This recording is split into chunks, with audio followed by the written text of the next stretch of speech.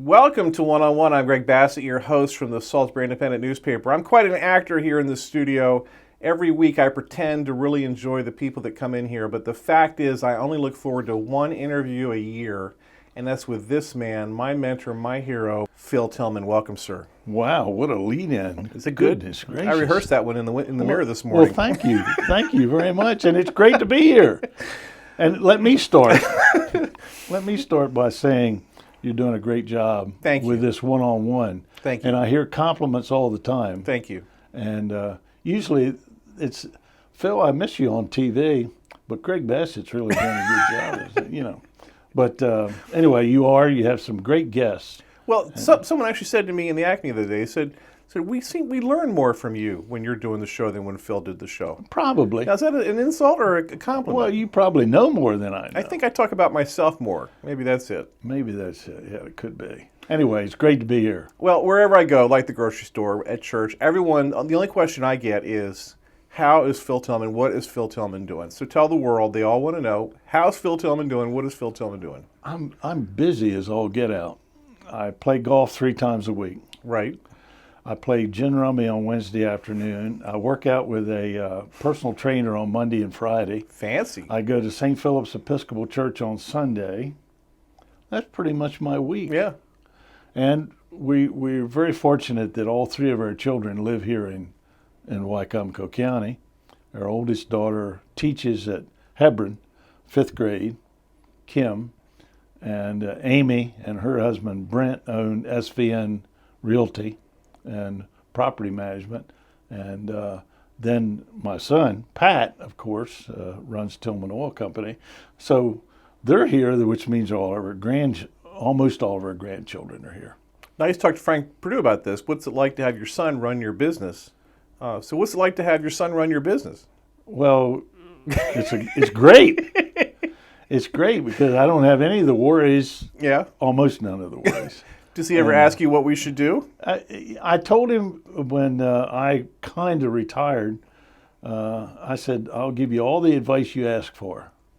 And he does ask me for advice once in a while. And sometimes I have to bite my tongue that, wait a minute, he hasn't asked me. Pat, I tried that. So anyway.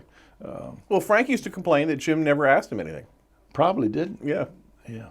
Like, apparently he was on his deathbed, and Jim reported the profits for the year, and that was the first time they'd ever talked about the business.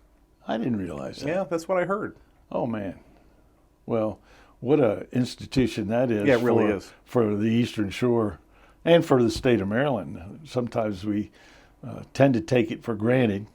And I guess people on the Western Shore look at the poultry industry and say, oh, well, they don't realize the impact it has not only on the shore but the whole state. Yeah. So they think, well, we need to regulate those people over there that are raising those chickens. Right. Yeah, the tentacles are very long and very important. Yeah. Very important. Yeah. So tell me, I've been criticized lately because I learned about how county government should be operated by watching you and Henry Parker for all those years. You guys ran the county government. I was trained, and that's how a county government is run.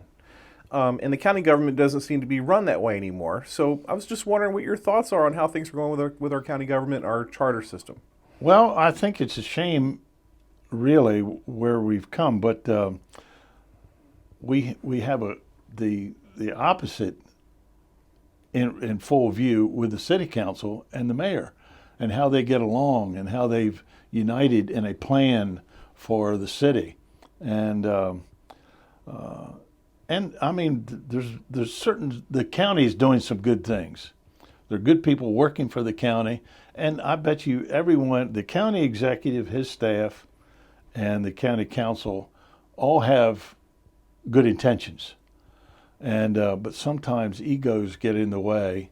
It's what it seems. Just Right. looking, No, that's totally what it is. I complimented Bob Culver when not too long ago I saw him. Well, last summer, I complimented him on his support for Warwick, and the whole tuition thing, which I think is terrific. Right. It really is, and because education was always the most important thing for me, and I think most of the county government when I was there. But I had the good fortune of being elected in the 80s when I was in my 40s, and coming in, I was vice president under Henry Parker. So there was my mentor and a good guide on how to conduct yourself in county government. And we had Republicans and Democrats, but we were very compatible. The first three Right. terms that I served, Right. and then, of course, I saw the opposite of that in the fourth term when I was there, and it wasn't as compatible. Of course, it was difficult for me personally because I'd been the president of the council, and then I was reelected and I got the most number of votes. Right. But because of the party affiliation, I wasn't going to be the president anymore. Right. And it's kind of like if you're the president of the Chamber of Commerce, the next year, the year I was president of the Chamber of Commerce, Jerry D. Bartolo Right. had been my predecessor. And I looked around, where's Jerry? Where's Jerry? Where's Jerry? And I said, finally I saw him somewhere and he said, no, I was president. I went up through the chairs and then I wasn't the president anymore. You were the president. So, but had been the president of the county council, but I was still sitting there. Right. And still had a vote and still wanted to make a difference. And we're watching that now. The same situation now. You've got Bill McCain, who was a Democrat who got the most votes in the election, even more than the county executive, running at large for county council. And he can't even be council vice president because he's a Democrat with a Republican majority. Well, yeah, and that's a shame that party. But I mean, all we have to do is look nationally, and we see the same, loggerhead in national government right now. I mean, it's discouraging. And a lot of people, when you ask them, what's the most important thing you see in Washington? Well, the most distressing thing is the division, that we can't be united as a country. I think back in 9/11, and George W. Bush had this country 100% behind him. Yeah. We really were when he stood on the rubble of 9/11, and how we look at that and wish we could, as a country, we don't want another 9/11 to be the catalyst for that, but yet we long for those times when we're together on something. And in Wycomico County, and this is a concern of mine with education, to switch the subject a little bit. No, it's all the same. Education was always the most important thing for me as a county council person. I thought that was our number one obligation, and it still is. However, I look at the education system and I see the success of Warwick.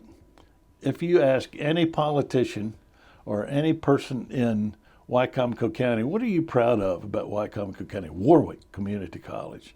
Same thing in Worcester County. And if you say the same thing about education, K through 12, you say, well, my kids go to private school. Right. They go to Salisbury School, or they go to Salisbury Christian. They go to the first elementary, they go to St. Francis, or blah, blah, blah, blah, blah, blah. So if you talk about a community, let's say Delmar, Delaware, and you talk about the education system, everybody in that town is honed in on one thing, that public education system, and therefore they're advocates for it. Yeah. If you're paying tuition for your kids to go to Salisbury School, you're not going to be an advocate for anything but Salisbury School. And so I think we're missing that because it divides us. It doesn't unite us. We're not all standing all the mules directed in one direction. Right. You get a bunch of mules going in the same direction, you could pull a pretty good load. But well, anyhow, I will say with it education, concerns me. With education, I sense that at least the establishment is more behind the public school system. They finally understand that it's important to have educated kids being part of our community. Chamber of Commerce and Greater Salisbury Committee, both of those institutions are running, I think, on all cylinders right now, to tell you the truth. And both of them realize that public education, it's a challenge. It really is. It's a challenge to be, and they're under some sort of a federal rule about whatever, I don't know, some just the discipline issues. Yeah. And that kind of hamstrings them, I think. But we really are, if we're business people or whatever, we're behind public education because a lot of our future depends on just that. Well, I remember when I was a reporter and writing editorials, you were always very pro-education, and I was like, I'm a product of that school system, and it's not very good, and it's not going to be very good. That was my attitude about it, which was wrong-headed. I admit that. But I think it helps to have a dynamic leader like Dr. Donna Hanlon. Oh, yeah. Someone that you want to get behind, that you want to root for, who's showing real leadership in this. Yeah. And the school board, despite my concerns about elected school board, right, frankly, and I still think all of those people are right-minded and have the right goals in mind. They want our public education system to be as good as it can be. And I remember, my Ronnie Willie was always the guy that I looked to for a good remark when it came to education. And he said, Phil, I'll never be satisfied until we're number one in the state. And okay, doesn't matter whether you're 15th or 18th or 23rd, you're still looking to be a better system than what you are. And if that's your goal, then you got your mind in the right place. I think. What a great heart he has. Oh yeah. I mean, just amazing. And you're right. There was actually a county official who was a source of mine who doesn't agree with Mr. Willie very much. Who was a principal, a great education leader on the school board. And he used to complain that things would be going one way in a meeting, in a public hearing or whatever, and like the side would be against education. They were going to be able to save some money, and Mr. Willie would get up and make a speech and turn the whole crowd back in the other direction. And he would say, "That Ron Willie, I'm just so tired of him." He sat right here, and I interviewed him. Yeah. And asked him about being the principal of a elementary school, and he said it's like being the captain of a ship. And that was his attitude. So if it was the cafeteria, if it was the student body or a problem with a parent or a teacher or whatever, it was his problem, and he addressed it.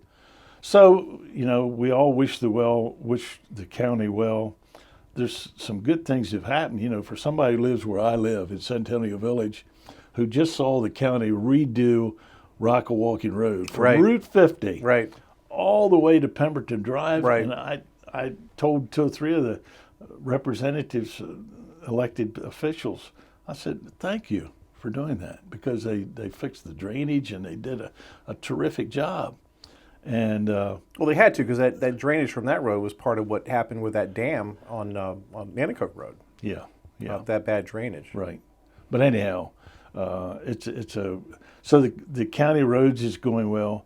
The landfill is something that you can be proud of. It's a heck of a business out there. It really is. And not too long ago, I rode by Henry Parker sports complex. Isn't that nice? And there were all these. I think it was girls softball, just everywhere. 1,000 cars in there. I went right home and got on the telephone, called Florida to my good friend, the former director of Recreation and Parks. And I said, you know what? I am so proud that Henry's name is on there, and he would be so, oh God. He wouldn't know what to make of it. Well, but it's a great tribute to him, and he was instrumental in getting that. His relationship with Paul Martin is the reason that park is out there. And Gary Mackis, bless his heart, was a big part of that. And it's hard for me to say this, and I never thought it would happen, but I actually kind of miss Gary. Oh, I do too, because he was my neighbor Right. and friend, Right. and still is my friend. And he's happy as a lark down there he's down there with his kids, he lives near his daughter, and he lives within driving distance of his son. So that's good for him. And everybody's complaining about the roundabout.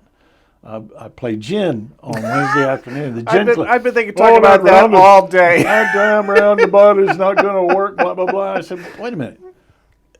Isn't that the same argument about the roundabout in Fruitland? Yeah. Which everybody says, oh, hey, that's Yeah. working great. Yeah. Well, let's wait until it's built. And then if it doesn't work, we'll complain. But don't complain in advance, because it's part of the plan. And the fact that there is a plan, and the city council's, okay, Mayor, wait a minute, Mayor, we need to discuss this, and this. But it's on a very pleasant basis that they're saying that. It's not, okay, county executive, I want to tell you one thing right now, you can't do that without asking us. Right. And that doesn't play very well. Right. Yeah. But he's reading the charter differently than even I, as a regular person, in theory, read the charter. It's pretty clear to me what should be done, but he's finding these, not loopholes even. Well, yeah, that's true. I mean, the way the charter's written, the Department of Law should be established in a certain way. Exactly. He ran a campaign based on having it be a different way, and he got elected, so that's fine. And why did there's a huge problem with it. Well, why did the county government get rid of Paul Wilbur? Did he do something wrong? Well, he did. He gave an opinion they didn't like. Well, yeah, and there was some other stuff, but they won't tell me exactly what it is, but I have a hunch just based on something that leaked out in one public meeting. Yeah. But they do all that in closed session because it's personnel. Yeah. And I say it's not personnel because their oversight of that job is clear in the charter. It's a special job. It's a high-profile job. They get to weigh in on this thing. It's a big job, the county lawyer. And as you know, all the lawyer jobs, I mean, if you look at the city throughout the years, Ocean City with the city solicitor, there's all kinds of fighting about that because the mayor or whoever's in charge wants their own lawyer. Mm-hmm. Donald Trump wants his own attorney general. That's how it works. Yeah. Unfortunately, all we have to do is look across the bay to Washington, right, and see how not to do things. Let's not do the same thing here. Let's work together, and it can be done. That's the great line from the movie Lincoln. Different lawyers, different opinions. Yeah. I mean, they will be on the complete opposite side of the same issue, and cite all the same legal precedents to come up with a different point of view, which is really amazing. I think you were the first person to tell me about Jake Day. You said, this kid has got a future in Salisbury. And I'd sort of seen him on Facebook, but I didn't know who he was. And once again, you were right. Well, don't give me credit for it. I mean, I think it was pretty obvious that with his background in training, we're just lucky. How many times have we talked about the brain drain? Yeah. From Wycomico County, okay, they grow up here, they get trained here, they go to SU, blah, blah, blah, and then they go to Butte, Montana or somewhere.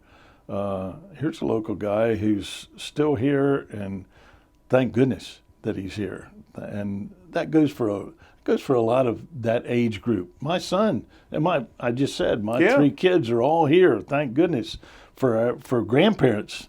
But thank goodness for this community. They're good kids. They're good kids. They're 50 years old. Right, exactly right. But it's good to see local people, and it also is good to see people who came here to SU and have stayed here and gone in business. All you have to do is go down to Adam's Ribs and see a good example with that. But that university, the university and the hospital, and what caliber of people that attracts, not just students in SU, but the faculty. I mean, those are top quality people. And for somebody who was born in Federalsburg, went the great distance to Chestertown to go to college, and then came to Salisbury, and I've spent my entire life here. Now, I didn't go overseas. I've never traveled a lot, so I'm pretty parochial when it comes to this area. It's good for us to be introduced to people from outside of this area who've been educated in a different area, grew up in a different area, and it's good for our community. So the 100,000 of us who are here in this county, I don't know how many of us were born and raised here, but not that many. But one thing that's inspired me about you is that the crucial institutions in our town, so the university, the community college, the hospital, the airport, the Department of Recreation and Parks, the Civic Center, and what else is there? The service clubs, the nonprofits, the Salvation Army. You have had your hand in all those things, and at some time or another, all those organizations hit a crisis or a crossroads. There was a big decision to be made, and you were one of the local leaders that helped guide them so that they're still here and they're prosperous, they're growing, and they're serving our community. Well, I mean, did you ever imagine you'd have a role like that? No, and I mean, think about this. I aspired to be involved in the community, and I'm very fortunate to have been involved. The Salvation Army is a good example. Exactly. Where would the Salvation Army be? And you don't want to hear this, but without your influence and your guiding hand and you stepping in at the right moments with this thing, it's the most successful nonprofit in town, I think. It's incredible what they do over there. When we were building what's now the Hazel Center, the reason we built that was Gary Mackes came and he said, I've just found out that 85% of the intake of juvenile justice intake is from a 3 square mile radius of this area right here. Yeah. We need to do something there. And Vic Laws was on the council then. He said, well, we got a good example of the Salvation Army's right over here doing the same thing.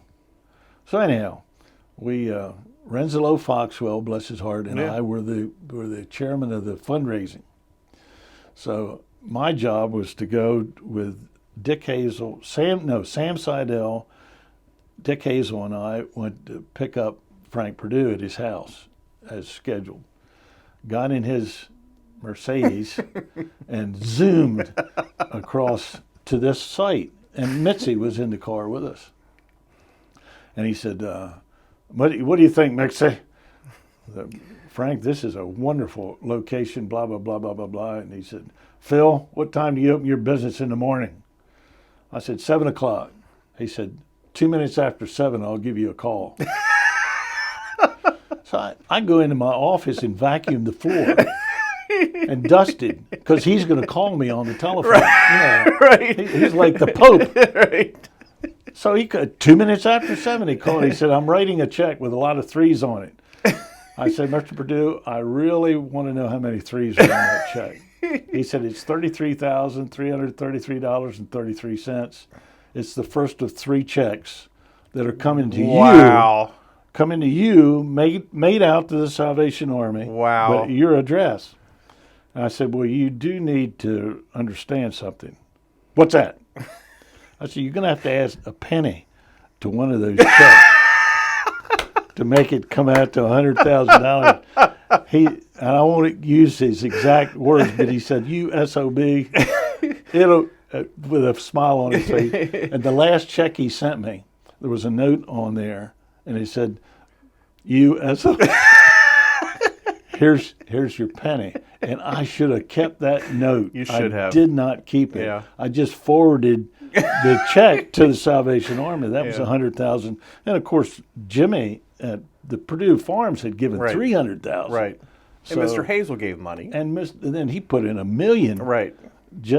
separately in the Community Foundation. Just the interest off that runs that, and that pool out there is so nice. And Renzelo And needed. We went to, and Jimmy Perdue said, you need to go ask my associates. If they say this is a good idea, then we'll put our money behind it.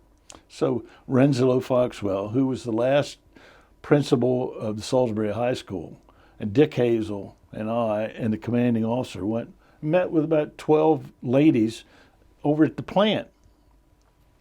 And when Renzelo went in, the ladies stood up. They had that much respect for him. That's amazing. And he said, I got a couple of questions I want to ask you, ladies. Said, how many of you know how to swim? None. How many of your kids know how to swim? And one lady said, I took my kid to the Y to get, and he knows how to swim. He said, well, that's why we're building this complex out here. And of course, you know, it has a zero entrance. Yeah. I mean, you if you're afraid of water, you can go into ankle deep. Right. You're not jumping into Right. an 8 foot anyway. Right. It's been such such a success out there, and it's had its ups and downs. It really has. But the Army is, a lot of people don't realize it, but the Army officers make roughly $13,000 a year. Mm. And then if you say, well, how about the general of the Salvation Army? How much does he or she make? $13,000 Exactly. a year. So, you know, you take that dollar or that $10 or the quarter and you throw in that red kettle, but 95% of that's going to help kids and families who are in need in our community. So I'm fortunate to do that. Fortunate after I got out of public office to do this and to become president of the Chamber of Commerce, which I always enjoyed. That's the spokes organization for the business community. Right. And I was also a member of the Greater Salisbury Committee. Right. I never was president of that, but chairman. But you kept all those groups focused, pointed in a direction. There was a common thread in terms of what we're trying to achieve. All that was really important. Well, yeah, and I've been very fortunate to have somebody say, "Well, who's that guy?" Well, he used to be so and so. But I'm very very happy, very proud of my grandchildren. One of my grandchildren, my granddaughter, is in nursing training at Warwick Community College. Wow. And she just sent us a text yesterday that she got a 93 on her test, and she's also assured of being in the second year class. Wow. And she just loves it, like goes out to Deer's Head, and she actually spoon-fed a patient out there and loved doing it. You know, see, that'll be good for you because you're going to need that. I know. I need it now. Carol takes care of me, but very obviously I'm not missing any meals. Phil Tilghman, it's an honor to talk to you every year. It's the highlight of my year, and as always on this show, when Phil's on, he gets to close the show in his old one-on-one way. So, Phil, would you like to close the show? Well, Greg and all of you, thank you for being with us right here on Pack 14.